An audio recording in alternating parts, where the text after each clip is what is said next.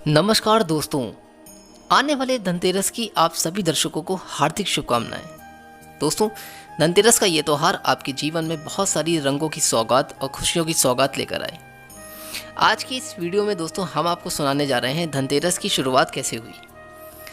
धनतेरस की ये कहानी आपको बताएगी कि किस तरीके से धनतेरस की शुरुआत हुई और हम लोग कब से धनतेरस को मनाते आ रहे हैं। तो आइए सुनते हैं दोस्तों आज की ये प्रसिद्ध कहानी जो धनतेरस के ऊपर है आधारित है। दोस्तों, आज की ये कहानी सुनने से पहले एक बार अनुरोध करना चाहूँगा कि अगर अभी तक आपने इस वीडियो को लाइक नहीं किया है तो प्लीज़ एक बार वीडियो को लाइक करके चैनल को सब्सक्राइब जरूर कर दीजिएगा।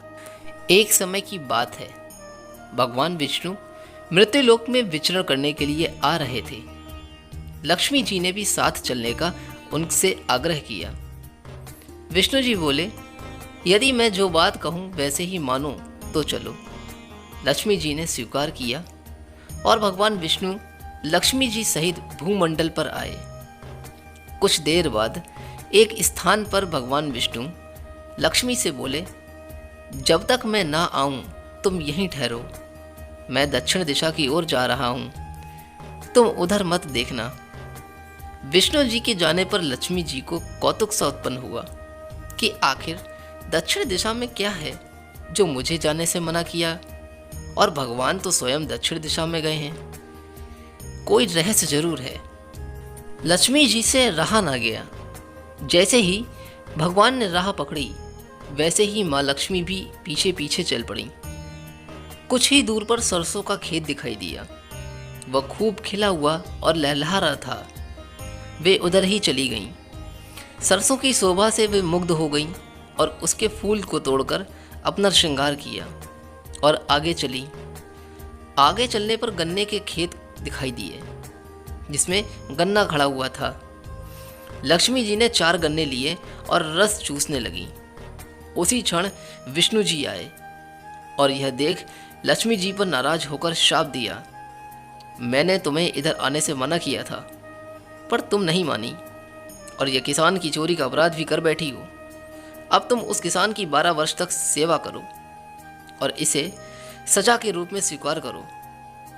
ऐसा कहकर भगवान श्री विष्णु उन्हें छोड़कर क्षीर सागर में चले गए।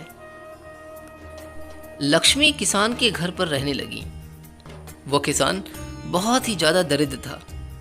लक्ष्मी जी ने किसान की पत्नी से कहा कि तुम स्नान कर पहले इस मेरी बनाई देवी लक्ष्मी का पूजन करो, फिर रसोई बनाना, जो तुम मांगोगी वो मिलेगा। किसान की पत्नी ने लक्ष्मी के आदेशानुसार वैसा ही किया। पूजा के प्रभाव और लक्ष्मी जी की कृपा से किसान का घर दूसरे ही दिन अन्न, धन, रत्न, स्वर्ण आदि से भर गया और लक्ष्मी से जगमग होने लगा। लक्ष्मी ने किसान को धन दान से पूर्ण कर दिया था। किसान के 12 वर्ष बड़े आनंद से कट गए। 12 वर्ष के बाद लक्ष्मी जी जाने के लिए तैयार हुईं। विष्णु जी लक्ष्मी को लेने आए तो किसान ने उन्हें भेजने से इनकार कर दिया। लक्ष्मी भी बिना किसान की मर्जी से वहां जाने को तैयार न थी। तब श्री हरि विष्णु जी ने एक चतुराई की। विष्णु जी जिस दिन लक्ष्मी को लेने आए थे उस दिन वारुणी पर्व था, इसलिए किसान को वारुणी पर्व का महत्व समझाते हुए भगवान ने कहा कि तुम परिवार सहित गंगा में जाकर स्नान करो और इन कौड़ियों को भी जल में छोड़ देना। जब तक तुम नहीं लौटोगे तब तक मैं लक्ष्मी को ले जा नहीं पाऊंगा। लक्ष्मी जी ने किसान को 4 कौड़ियां गंगा के देने को दी। किसान ने वैसा ही किया। वह सपरिवार गंगा स्नान करने के लिए चला गया। जैसे ही उसने गंगा में कौड़ियां डाली वैसे ही 4 हाथ गंगा में से निकले और वे कौड़ियां ले ली। तब किसान को आश्चर्य हुआ कि वह तो कोई देवी है। तब किसान ने गंगा जी से पूछा कि हे माता, ये 4 भुजाएं किसकी हैं? गंगा जी बोली कि हे किसान, वे चारों हाथ मेरे ही थे। तूने जो कौड़ियां भेंट दी हैं वे किसकी दी हुई हैं? किसान ने कहा, मेरे घर जो स्त्री आई है उन्होंने ही दी है। इस पर गंगा जी बोली कि तुम्हारे घर जो स्त्री आई है वह साक्षात लक्ष्मी है, और जो पुरुष तुम्हारे घर पे हैं वह विष्णु भगवान हैं। तुम लक्ष्मी को जाने मत देना, नहीं तो पुनः निर्धन हो जाओगे। यह सुन किसान घर पर लौट आया। वहां लक्ष्मी और विष्णु भगवान जाने को तैयार बैठे थे।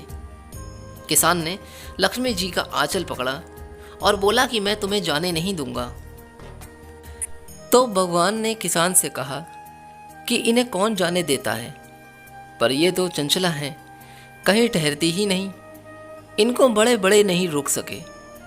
इनको मेरा शाप था, जो कि 12 वर्ष से तुम्हारी सेवा कर रही थी। तुम्हारी 12 वर्ष सेवा का समय पूरा हो चुका है। किसान हठपूर्वक बोला कि नहीं, अब मैं लक्ष्मी जी को नहीं जाने दूंगा। तुम कोई दूसरी स्त्री यहाँ से ले जाओ। तब लक्ष्मी जी ने कहा कि हे किसान, तुम मुझे रोकना चाहते हो तो जो कहूँ, जैसा कहूँ वैसा करना। कल तेरस है, मैं तुम्हारे लिए धनतेरस मनाऊंगी। तुम कल घर को लीप पोत कर स्वच्छ करना। रात्रि में घी का दीपक जलाकर रखना और सायंकाल मेरी पूजन करना, और एक तांबे के कलश में रुपया भरकर मेरे निमित्त रखना।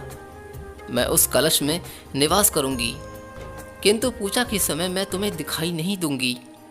मैं इस दिन की पूजा करने से वर्ष भर तुम्हारे घर से नहीं जाऊंगी। मुझे रखना है तो इसी तरह प्रतिवर्ष मेरी पूजा करना। यह कहकर वे दीपों के प्रकाश के साथ 10 दिशाओं में फैल गईं और भगवान देखते ही रह गए। अगले दिन किसान ने लक्ष्मी जी की कथानुसार पूजन किया और उसका घर धन धान से परिपूर्ण हो गया। इसी भांति हर वर्ष तेरस के दिन लक्ष्मी जी की पूजा करने लगा। तो ये थी दोस्तों धनतेरस की कहानी। यदि कहानी अच्छी लगी हो तो एक बार वीडियो को लाइक करके चैनल को सब्सक्राइब जरूर कर दीजिएगा। तब तक के लिए खुश रहें, स्वस्थ रहें। जय श्री राम।